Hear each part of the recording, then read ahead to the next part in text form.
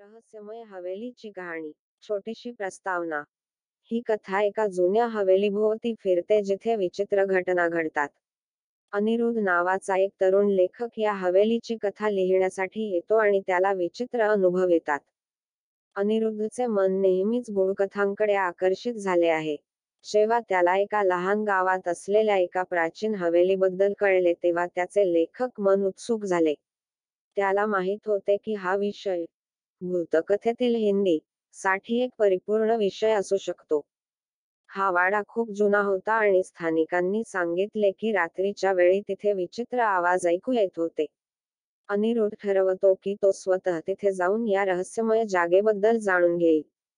पहिल्या दिवशी जेव्हा अनिरुद्ध हवेलीत पोहोचला तेव्हा त्याला हवेलीभोवती घनदाट जंगल असल्याचे दिसले. हवेलीच्या मुख्य दरवाजाला एक मोठे कुलूप होते. पण विचित्र गोष्ट अशी होती की दरवाजा उघडण्याची चावी आधीच कुलुपात होती. अनिरुद्धने दार उघडताच त्याला थंड वाऱ्याची झुळूक जाणवली. तो आत गेला आणि त्याला दिसले की हवेलीतील सर्व काही धुळीने माखलेले आहे. असं वाटत होतं की जणू काही वर्षानुवर्षे तिथे कोणीच आलं नव्हतं. रात्र होताच अनिरुद्ध त्याच्या खोलीत गेला आणि दिवा बंद केला. मग त्याला कोणीतरी त्याचे नाव घेत असल्यासारखा मंद आवाज ऐकू आला. अनिरुद्धला वाटले की हा त्याच्या मनाचा भ्रम आहे आणि त्याने झोपण्याचा प्रयत्न केला. दुसऱ्या दिवशी सकाळी गावातील एक वयस्कर माणूस अनिरुद्धला सांगतो की ही हवेली एकेकाळी एका श्रीमंत कुटुंबाची होती. पण एका रात्री संपूर्ण कुटुंबाचा गुडपणे मृत्यू होतो. असे म्हटले जाते की त्यांचे आत्मे अजूनही येथे भटकतात.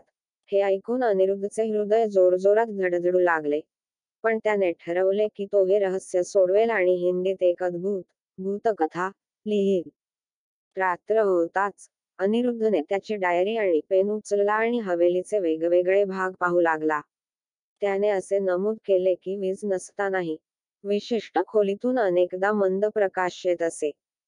अनिरुद्ध त्या खोलीजवळ गेला आणि दार उघडले, आणि तिथे एक जुना फोटो होता. चित्रात एक कुटुंब होते आणि आश्चर्याची गोष्ट म्हणजे त्यातील एक जण अनिरुद्धसारखा दिसत होता. हे पाहून त्याला आश्चर्य वाटले.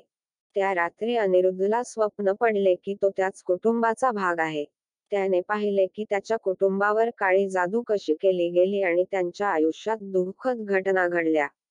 जेव्हा अनिरुद्ध झोपेतून जागा झाला तेव्हा त्याला जाणवले की तो कदाचित त्याच कुटुंबातील पुनर्जन्म घेतलेला सदस्य असेल. हिंदीमध्ये भूताची गोष्ट हा अनुभव अनिरुद्धसाठी एक मोठा साक्षात्कार होता. तिला वाटले की ही कथा जगासमोर आणणे हे तिचे भाग्य आहे. त्याने प्रत्येक घटना त्याच्या डायरीत सविस्तर लिहिली आणि तिला भूतकथा हिंदीत असे शीर्षक दिले. काही आठवड्यातच अनिरुद्धने लिहिलेली कथा प्रकाशित झाली आणि तो एक प्रसिद्ध लेखक बनला. पण त्याने हवेलीशी संबंधित गुपित कधीही कोणालाही सांगितले नाही. त्याला माहित होते की काही रहस्य नेहमीच रहस्यच राहिली पाहिजेत. कथेचा विस्तार. त्या रात्रीनंतर अनिरुद्धने हवेलीतील रहस्य अधिक खोलवर जाणून घेण्याचे ठरवले.